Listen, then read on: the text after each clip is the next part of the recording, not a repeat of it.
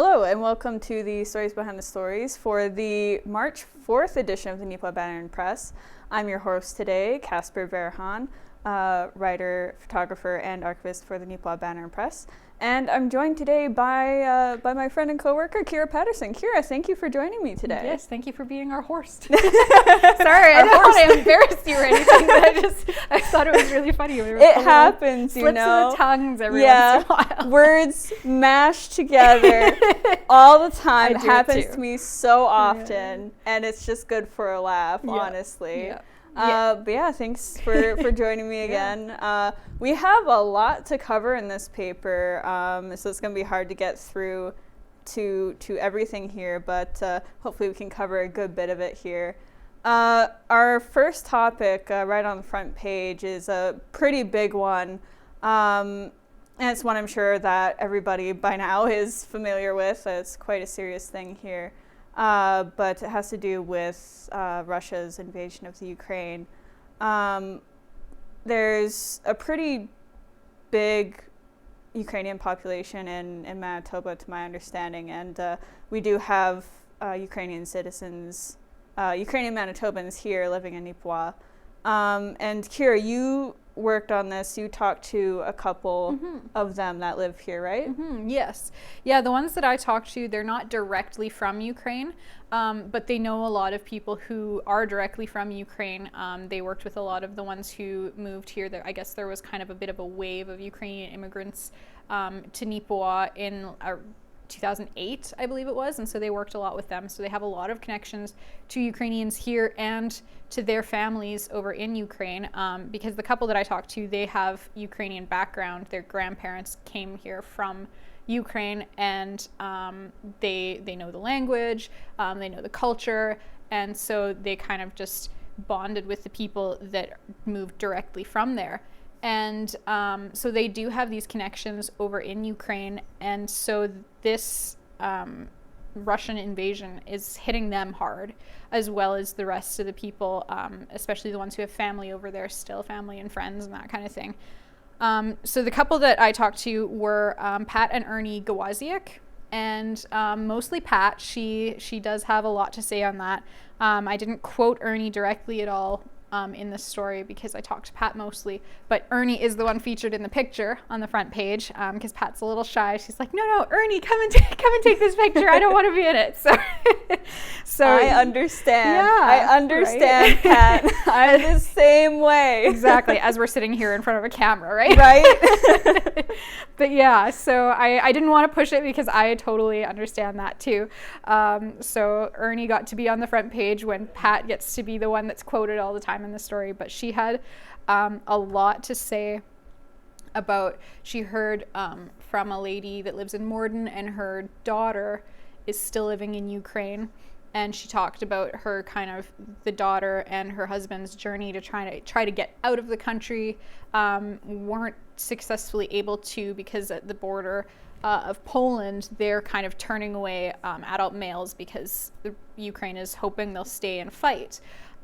So they kind of are staying close to the border of Poland right now. She also talked about a family that lives in Neepawa, that is from Neepawa, but their parents are in Ukraine, and they went to one of the parents' funerals, and then they got stuck there because all of the flight traffic has halted and everything, so they'd been underground. As far as I know, they still are. I haven't heard lately in the last couple of days, but they had been staying in Kiev underground in the subways. So there are people from here, and there are people related to people from here that are going through all of this stuff, and it's just crazy to hear some of these stories. So I was very glad that Pat was able to give me some insight into what is happening over there, and kind of share her opinion as well, because she does have some very strong feelings about the whole situation. Yeah, absolutely. There's honestly a lot that could be said on this. Like, it's kind of one of those things, like, where do you start? Because there's just so much going on, and I can't even begin to imagine what it's like over there for everyone dealing with that firsthand. And one thing Pat mentions in the story as well, when you talk to her, was just like hoping that with the stuff that's going on over there, that, you know, the common people, the common Russian people, don't have to deal with, like, the negative legacy that this is going to leave. Because I know that sort of thing has happened in the past with other people from different nations. And that's definitely something that could potentially happen here. I hope not. But I know that we do have Russian community in Neepawa and across Canada as well. So hopefully there's no, like, lashing out in that way, because, you know, it's not the people that want this. It's, you know, it's the government and whatnot. So yeah, exactly. You've seen, or I've seen anyway, some footage of, like, protests in Russia, the Russian people trying to tell the government that they don't want this to happen. So the majority of the people don't really want it. I've heard of stories of some of the soldiers in Ukraine and, like, the Russian soldiers, and they're just doing what they're told, and they're scared, and they're hungry, and they're tired. They haven't slept in days, and there's Ukrainian people coming and giving them food and just kind of letting them rest a little bit. And it's really hard to see, because it's not just the Ukrainians that are being affected by this, it is the Russians as well. And obviously it's the Russian government that is the one that's making this call and that's causing all of this turmoil to happen. So we just really hope that it can get resolved soon, because there are a lot of people getting affected by this. Yeah. And of course, one of the factors that I've read about a little bit is like the misinformation coming from the Russian government. So, you know, a lot of people being, like, misled and whatnot, which doesn't help at all. So yeah, people that are in the Russian military definitely are like scared and not wanting to be there, you know, like, and then just like the things that they're having to, like, I guess, deal with. But I'm glad that they're hopefully, like, getting away from that. And where they can, they're sort of, like, helping each other out there, from the sounds of it. And of course, I've seen different people sort of, like, all around trying to, like, do different things to help people out. So that's good. That's a positive highlight from that, at least. Yes, we just hope that it doesn't go any further than it's gone already, and that it gets solved quickly, because there have been casualties and we don't want to see that. Yeah. I know everybody, of course, is very anxious. And Pat and Ernie have talked about that as well, just to, like, see where this is going to go, because it's hard to say. But yeah, hopefully everything will turn out okay. I know there has been some casualties. But hopefully there won't be more. Well, many more, I guess I should say, because it's still ongoing. But yeah, so good luck to everyone over there, and I hope you're all doing what you can to stay safe, and it'll be done with soon. We will move on to our next thing here, because again, we do have a lot to cover. I guess one thing I will quickly say: keep an eye out for any like sort of initiatives to give out help for people dealing with what's going on in the Ukraine right now, and make sure to double check, like, that it is legitimate stuff. This is something that was also talked about in the story. You want to make sure it's, like, legitimate sites you're going to donate stuff, whether it be, like, money or other things there, because you don't want to accidentally get roped into, like, scams or something, because that does happen, or, you know, giving to questionable groups, because those will try to take advantage of that stuff too. So just be careful about that. And but our next thing here is kind of exciting. Much lighter note. Much lighter note. I was talking to Kira before the show. It's just like, there's no segue for this. I'm just not going to try. They just don't connect, and that's okay. You know, sometimes we just need to go with a very blunt, here's our next story. And this is very much one of those situations. But yeah, on a much more positive note here, we do have some new sort of activity stuff that we can do here. Kind of a combination of things, I guess.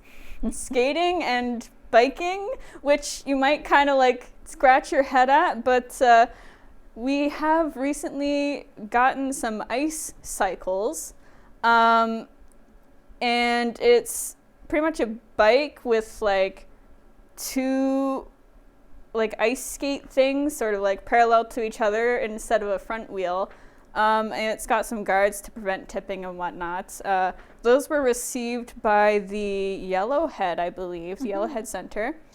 And they are typically like $2,000 each, and they got 3. So that'd be like $6,000. However, they were able to get them free, which is really cool. Yeah, they got grants to cover the cost, which is awesome. Yeah, and so those have sort of been making a bit of a debut here in town. I believe recently there was some sort of like event at the flats to show them off, which I don't think we have in the paper, but I saw some pictures on Neepawa Tourism. Oh, really? Yeah, I was not aware of that. I hadn't been either, but I was kind of browsing, looking to see if there's anything new going on. I saw it, I was just like, oh, How nice. did we miss that? Kind of showed them off a bit. Yeah. That's good. So yeah, they got those, and they're going to be making some more appearances later on. I guess they're hoping to sort of put together some sort of like program or something to showcase them a bit more and, you know, make them available for people to use. Kira, is this something that you'd be curious about trying? I honestly, it looked like a lot of fun. Owen was there. He covered the kind of unveiling thing. Nicole, was it Nicole? I think so. Yes, Nicole, the rec director, she had emailed me about it, and she hadn't given any details away as to what exactly it was. She said, we just have this these exciting new equipment at the Yellowhead Center that we'd like to show off, and would you like to come for a photo op? And I said, sure. And then she said, 8:45 in the morning. And I said, Owen, do you want to do it? Yeah, you would probably have to get up pretty early to get that one. Yeah, being out of town, it adds a little bit more time to my morning. So I was like, yeah, Owen, you live in town, you can go get this. And you're a Yellowhead guy, so you can go to the Yellowhead again. He likes to cover all the hockey stuff, so it's in his purview, sure. So, but anyway, yeah, it looks like a lot of fun. He was showing us some videos that he took of some of the representatives there that were showing off the bikes, and it looks like a lot of fun. They were sitting on the bike and they like pedal a little bit before it actually starts to get moving, and then it starts to go, and then they kind of swerve around. But it doesn't look scary because they've got that guard on there, so it won't tip over. It looks like a lot of fun. I don't know if you can see this picture. It's not very big, but there's a bit of a picture of it. You'll have to pick up the hard copy to see it up close. But they're very colorful, red and yellow. But yeah, I would totally go for that. It looks like a lot of fun. I mean, I think it's a little bit more geared to, at the moment, the programs that they're looking at are more geared to seniors, I think. Because it's kind of during the day when a lot of the, I don't want to say regular people, that seems rude. A lot of the people that are working during that time of day. So it's more for like retired people to get out and about, do some socializing and get some physical activity in the wintertime, because they do have that guard. So they're a little bit easier for balance and that kind of a thing. And they're not as hard on your joints as walking and that sort of thing. So it looks like it's going to be a lot of fun. And I may have to like draw some wrinkles on and color my hair gray and see if I can sneak into the programs on Get time. a wig and, I don't know, some shawls or something that exactly. you got from the thrift store or There we something. go. And bundle up Hello. and sneak in there. Yeah. Be like, hi, I would like to try it. I am one of you. Please let me join. So yeah, definitely check that out on page 2 there. Very interesting, and excited to see this. And again, very excited that we managed to get this big investment for free because of those grants. Yeah. We have some more new developments happening in Neepawa. A few more after this, actually. But the first we'll talk about here is actually a longtime business here in Neepawa, Provo Signs. It is actually undergoing, or has undergone, I should say, a change of ownership. Doug Troneko, I apologize if I pronounce the last name incorrectly, has sold Provost Signs to Tara and Pat Baker of P. Baker Backhoe just recently. The business was originally started in like 1954 by Barney Provost, and then it was sold to Lionel and Jacqueline Crowther in 1983, and then Doug was the owner after them in 1999. And it's actually going to be a very seamless transition because P. Baker Backhoe and Provost Signs actually share a building right now. They've been there in the same building for about 20 years. Oh, really? Doug said, yeah. I did not know that. Yeah, it used to be along the highway there for a bit. I know there was another building before that, but I don't remember where. But yeah, they went in on this building together about 20 years ago. So they've been working fairly closely together. And although it's something very, very different from their usual business and doesn't really quite mesh together, as a result of them working so closely, it just sort of seemed to be the right fit in that regard. So they were like, hey, you want to like take this from me? I'm kind of ready to retire right now. So I want to work towards that. And Tara and Pat. Yep. Sorry. Yeah. two different Pats in the paper this Lots week, so of it's a little Pats, confusing. Yeah. I think it was so many names. But they were like, yeah, okay, we'll take it. So they're working on sort of learning the ropes of that and keeping track of all that side of the business. And then they're potentially going to look for people to take up that in the future. So it's glad to see it is still going to be around because it's a very valuable business. Offers some good services there. Oh, yeah. Lots of different stuff. Like it's not just signs. And Tara talked to me a little bit about that as well. But also just from like a history perspective, it's cool to see that it's still going to be around. So definitely, yeah. It's kind of a staple piece of the town.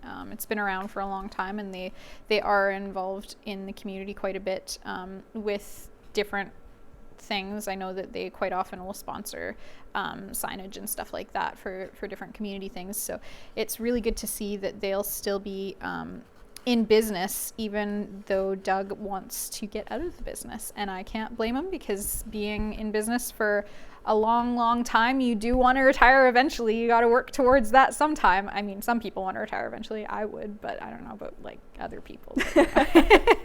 You know what I mean? Yeah. But like, definitely congratulations to Doug on his upcoming retirement, and to Pat and Tara on their acquisition of this new business. It was actually kind of interesting. I do mention this in the story here, but I was talking to Doug, and I was just like, oh yeah, well, like, why did you decide to get into this business? Because he wasn't in it originally before, of course. And he was just like, I don't know. And he kind of laughed. And after a minute there, he was just like, well, I was working at the Yellowhead before, and I was like, I kind of want to try something else, and that opportunity just happened to come up, and she's like, well, I'm going to try this, and he did. Yeah. And he stuck with it for quite a while. So that's pretty awesome. Okay, we have another thing that's not actually new per se. It's been around for some time, but it was new to me. I think this is my first time learning about it, to my memory anyway, which not always reliable, I'll admit. It's hard for me to retain information sometimes. You know too much already, so it's hard to keep it all in there, right? Yeah. But this is about the Shelter Box Initiative. The Neepawa Rotary Club did some work there fundraising for this. And basically what it is that it is a global program that provides emergency shelters to families in need across the globe, because it's global. And the Rotary Club here was actually able to fundraise $1,200 for the Shelter Box Initiative there, for like emergency kits for people facing disaster. And this is something that they do every year. And you can actually choose like where it's going to go from the sounds of it.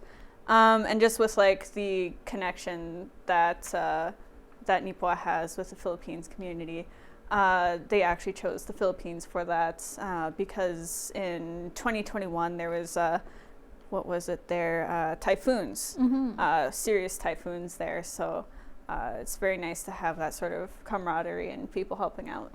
Definitely. Yeah, this is one I have heard of it before. I've been to like a couple of the Rotary meetings, and they sometimes discuss some of their projects. And I think that Shelter Box is like almost a Rotary run program. I don't know that for sure, but it sounds like Rotary International kind of is a big partner with it, as well as individual Rotary groups. So it looks like a really neat initiative, and it looks like they're doing really important work because there are parts of the world that do get affected by severe weather and disasters and stuff. And it's really important that people who are displaced have somewhere to go and can have a safe place to stay while they are out of their homes. So it's really cool to see that Rotary is continuing to support that, and I'm glad that Owen was able to get a story of it, because I was aware of it, but I don't know that I've ever written a story about it. So it's cool that he can help kind of spread the word about one of those important projects that Rotary supports. Absolutely, yeah. The Rotary covers a lot of different important things. Like I know they have that, I believe it was like polio vaccine initiative thing, and quite a bunch of other stuff. So that's really awesome that they have so much of that going on. Another thing that's really important to, well, people just in general, honestly, is the arts and, you know, museum and the preservation of history and all that. And the Beautiful Plains Museum here actually has something new going on that is now up for everybody to see. Yes. They have a new website now, don't they? Yes, it's really exciting. They've never actually been online before, so they have a website and a Facebook page and an email. They were so excited that they have an email address, which is awesome, because Helen said that normally all the stuff goes to her email address because she's one of the kind of main people on the board. So they're really excited that they have like a museum specific email, and people can find more information about the museum on their website. One of the things they mentioned that I didn't actually put in the story was the fact that like there are certain like websites that do talk about the museum, for example the town of Neepawa, and I think Neepawa tourism, but some of that stuff isn't super up to date because in the past couple years with COVID, the museum hasn't been as active as they normally are. So they haven't had a lot of things to update. But now that they have their own their own website, and they can control the website and add to it and change it and stuff, it's easy for them to make sure all of the information there is up to date.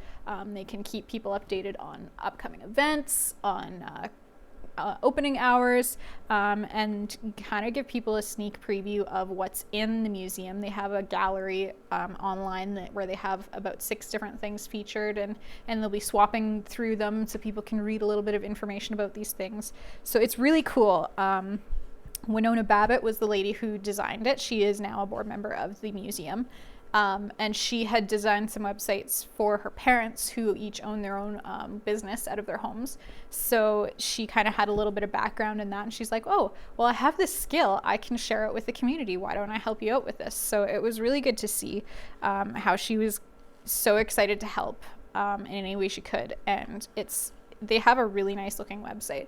We were able to put a color picture in, which is great because it does look really cool in color. It's got this nice deep blue and some yellows.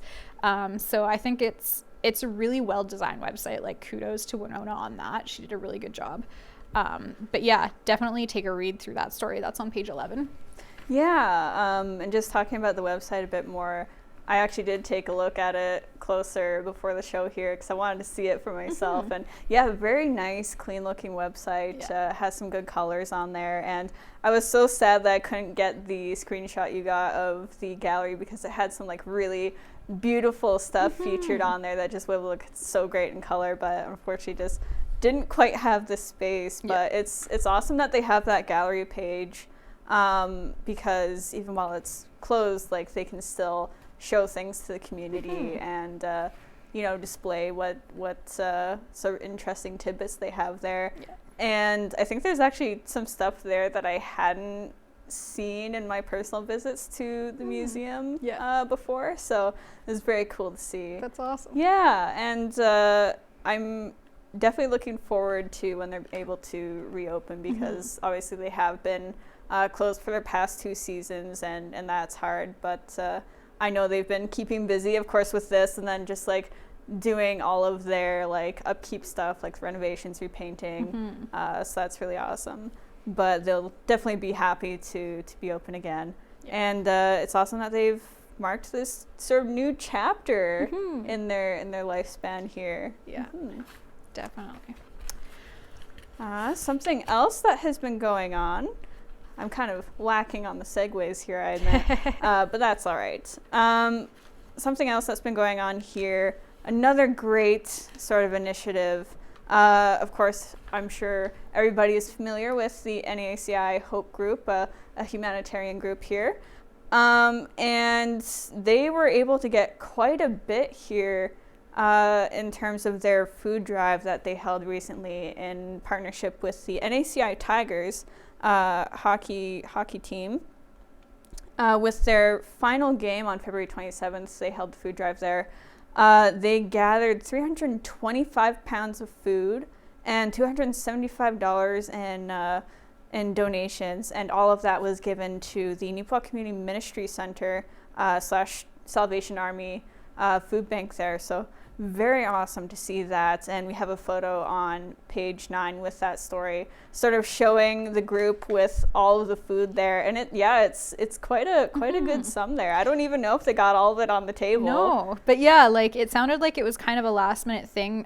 They just quickly organized it before the game because they had seen a Facebook post from Salvation Army saying that there's always need in their food bank and they're kind of low at the moment. So Hope Group has always been great at filling the shelves of the food bank through all of the different food drives and fundraisers and things like that. So it's great to see them can kind of continue that even in the seasons where it's a little bit in between their major fundraisers and food drives. They still do some stuff in between. It's really cool.